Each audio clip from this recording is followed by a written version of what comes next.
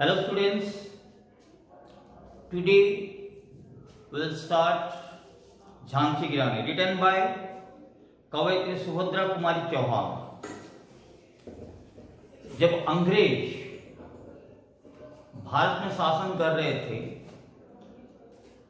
वे एक नियम बनाए थे, जिन राजाओं के बेटे नहीं होंगे खुद के बेटे, वे पुत्र गोद नहीं ले सकते हैं, एडॉप्ट नहीं कर सकते हैं। और उस राजा के बाद उस राज्य पर ईस्ट इंडिया कंपनी का हक बन जाता था। इस सिलसिले में झांसी की रानी लक्ष्मीबाई अपने पिता की अकेली पुत्री थी, उनकी कोई पुत्र संतान नहीं थे। तो जब ब्रिटिश सरकार उस राज्य के ऊपर कब्जा करना चाहा, तब लक्ष्मीबाई डटकर उनसे लड़ी थी। और लक्ष्मीबाई की वीरता की कहानी इस कविता में बताई गई है। तो चलो शुरू करते हैं। झांसी की रानी। सिंहासन हिल उठे, राजवंशों ने घुघुटी तानी थी, बूढ़े भारत में भी आई फिर से नई जवानी थी। भारत में अलग अलग राज्यों में सामंत राजाएं थे और वो सब राजा ब्रिटिश सरकार के अंडर में आते थे। लेकिन 1857 के बाद, सिपाही विद्रोह के बाद, राजाओं ने इस गुलामी जीवन से तंग आ चुके थे। उनमें नई चेतना जाग चुकी थी, वे जागरूक हो गए थे और देश को अंग्रेजों से मुक्त कराने की सोच उनके अंदर पैदा हो चुकी थी। वो सभी राजाएं संकल्पबद्ध थे कि अंग्रेजों को किसी भी तरह भारत देश से भगाना है। इसलिए कहा था सिंहासन हिल उठे, राजवंशों ने घुघुटी तानी थी। जब राजाओं के सिंहासन खतरे में नजर आया, तब सभी राजवंश मिलकर अंग्रेजों को भारत से भगाने के लिए निर्णय कर चुके थे। बूढ़े भारत में भी आई फिर से नई जवानी थी। इधर बड़े बड़े समाज सेवी लोगों को प्रेरित कर रहे थे, जिसके कारण भारतीय धीरे धीरे जाग रहे थे। उनके अंदर स्वतंत्रता की चेतना, उत्साह, सब कुछ धीरे धीरे जाग रही थी। वे लोग अंग्रेजों के खिलाफ आवाज उठा रहे थे। तब बूढ़े भारत में, जो भारत सदियों की गुलामी के कारण बूढ़ा हो गया था और संकीर्ण हो चुका था, उस भारत में नई सोच पल रही थी, नई चेतना जाग रही थी। और उस बूढ़े भारत में जो गुलाम था, उसमें फिर से नई चेतना की नई जवानी धीरे धीरे जाग रही थी, उमड़ रही थी। और भारतीय संकल्प ले रहे थे इन अंग्रेजों को, फिरंगियों को इस देश से भगाने के लिए। गुमी हुई आजादी की कीमत सबने पहचानी थी, दूर फिरंगी को करने की सबने मन में ठानी थी। जो आजादी लोग खो चुके थे, उस आजादी के महत्व को लोग धीरे धीरे समझ रहे थे और वो आजादी फिर से प्राप्त करने के लिए लोग इच्छा शक्ति दिखा रहे थे। तभी दूर फिरंगी को करने की सबने मन में ठानी थी। जब आजादी सबको प्यारी थी, जो आजादी खो चुकी थी, उस आजादी को पाने के लिए, अंग्रेज फिरंगियों को देश से भगाने के लिए लोग एकजुट हो रहे थे, मिल रहे थे, संकल्प ले रहे थे, शपथ ले रहे थे। चमक उठी 57 में वह तलवार पुरानी थी। 1857 में सिपाही विद्रोह के समय भारतीय लोग अंग्रेजों के खिलाफ बगावत शुरू की थी और तब जो तलवार उठी थी वो तलवार नई नहीं थी। उस तलवार के पास कई युद्धों की अभिज्ञता मौजूद थी, अर्थात वे तलवार व्यवहार हो चुकी थी। उस तलवार को उठाकर भारतीय सेना अंग्रेजों के खिलाफ युद्ध लड़ाई करने की मन में ठान ली थी। बुंदले हरबलों के मुंह हमने सुनी कहानी थी, खूब लड़ी मर्दानी वो तो झांसी वाली रानी थी। महाराष्ट्र बुंदेलखंड उस इलाके से आती थी लक्ष्मीबाई, जो मराठी वीरांगना थी। और लक्ष्मीबाई जिस वीरता के साथ, मर्दांगी के साथ अंग्रेजों के सामने लड़ती थी, उस वीरता की कहानी को आज भी बुंदेलखंड के लोग शब्दों के द्वारा, लोक कथाओं के द्वारा, लोक गाथाओं के द्वारा सुनाते हुए कहते हैं कि झांसी की रानी मर्दानी थी और मर्दों की तरह वो अंग्रेजों के साथ लड़ती थी और खूब लड़ती थी। और वो जब पूरी मर्दानी के साथ लड़ती थी तब उसे देखकर महाराष्ट्र के मराठा लोग गर्व महसूस करते थे। इसलिए कहा गया है खूब लड़ी मर्दानी वो तो झांसी वाली रानी थी। कानपुर के नाना की मुंह बोली बहन छबीली थी। लक्ष्मीबाई नाम, पिता की वह संतान अकेली थी। लक्ष्मीबाई की ओरिजिनल नाम था छबीली और मनु भी बुलाया जाता था उसको, लक्ष्मीबाई को। इसलिए कहते हैं कानपुर के जो नाना जी जो थे उनकी कोई बहन नहीं थी और लक्ष्मीबाई का कोई भाई नहीं था। इसीलिए नाना जी लक्ष्मीबाई को अपनी बहन मानते थे और दोनों के बीच भाई बहन का पवित्र संबंध था। लक्ष्मीबाई नाम, पिता की वो संतान अकेली थी।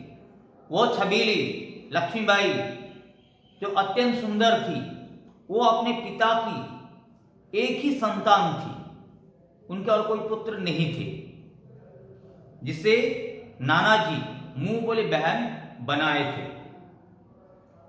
नाना के संग पढ़ती थी, वह नाना के संग खेलती थी। बर्छी, ढाल, कृपाण, कटारी उसकी वही सहेली थी। दिन भर नाना जी के संग बिताती थी, अखाड़े में उनके साथ खेलती थी, पढ़ती थी। और नाना जी लक्ष्मीबाई को अखाड़े में बर्छी, ढाल, कृपाण, कटारी आदि हथियार चलाना सिखाते थे। उन हथियारों के द्वारा वो अंग्रेजों के सामना करने के लिए प्रस्तुत हो रही थी और नाना जी उसको प्रस्तुत कर रहे थे। ये सारे हथियार, बर्छी, ढाल, कृपाण, कटारी, वही उनकी सहेली थी लक्ष्मीबाई की। और उन हथियारों के द्वारा लक्ष्मीबाई खेला करती थी दिन भर।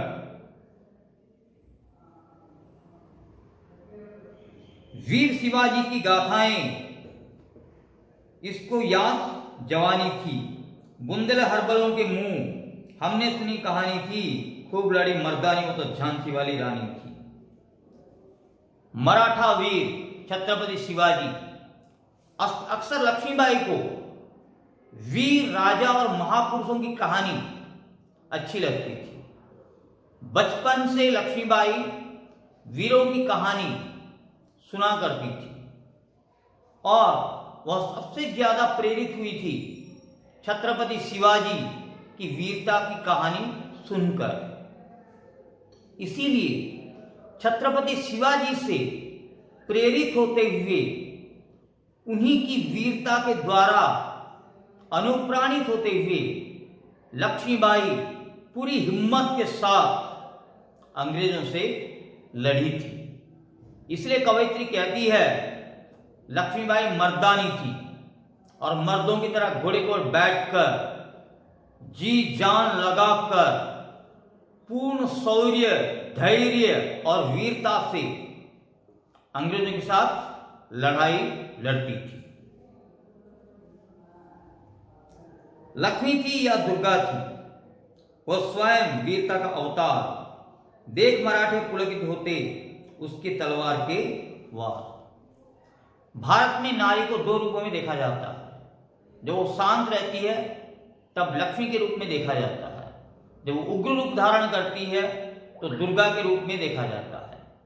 अब लक्ष्मीबाई दोनों रूपों में लोगों के सामने पधारती थी।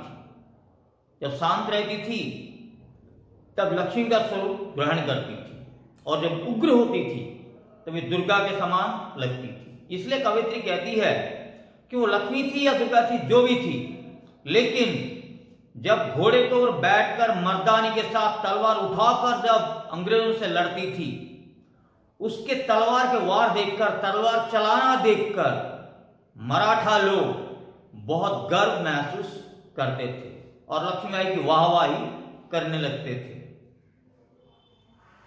नकली युद्ध व्यूह की रचना और खेलना खूब शिकार, सैन्य घेरना, दुर्ग तोड़ना, ये थे उसके प्रिय खिलवाड़। लक्ष्मीबाई गुड्डा गुड़िया के साथ नहीं खेलती थी। वो शिकार खेलना, युद्ध खेलना आदि पसंद करती थी।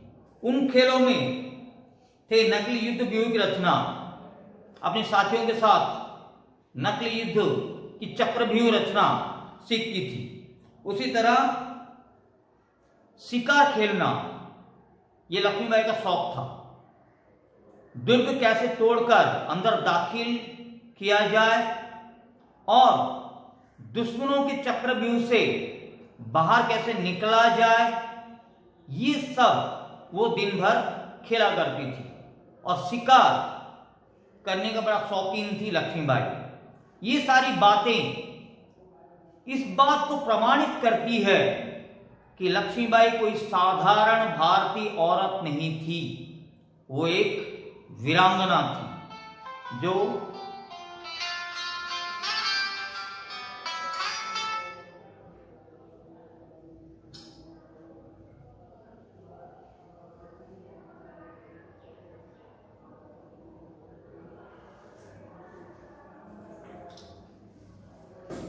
कि उसको लक्ष्मीबाई को एक वीरांगना के रूप में साबित करती थी। अंत में कवयित्री कहती है, महाराष्ट्र कुल देवी उसकी भी आराध्य भवानी थी। बुंदले हरबलों के मुंह हमने सुनी कहानी थी। खूब लड़े मर्दानी वह तो झांसी वाली रानी थी। मराठा लोगों की आराध्य देवी है भवानी, यानी दुर्गा। और क्योंकि छबीली मनु मराठा की पुत्री थी, इसलिए उसकी आराध्य देवी भी भवानी ही थी। और शिवाजी भी भवानी की पूजा करते थे, इसलिए लक्ष्मीबाई आराध्य देवी भवानी की पूजा करती थी। और बुंदेलखंड के लोग आज भी लक्ष्मीबाई की वीर गाथा सुनाते हुए कवयित्री से कहते हैं कि हमारी छबीली मर्दों की तरह अंग्रेजों से वीरता के साथ, पूरे धैर्य शौर्य के साथ लड़ाई करती थी भारत को आजाद करने के लिए। और इस बात को कवयित्री सुभद्रा देवी इस कविता में शब्दों के द्वारा बताने की कोशिश करती है। So students, in next video we will continue the next poem, that is पूंजीवादी समाज के प्रति। If you have any doubt, you may clear in offline classes after reopen of the college. So have a nice time. Kiss my. Thank you.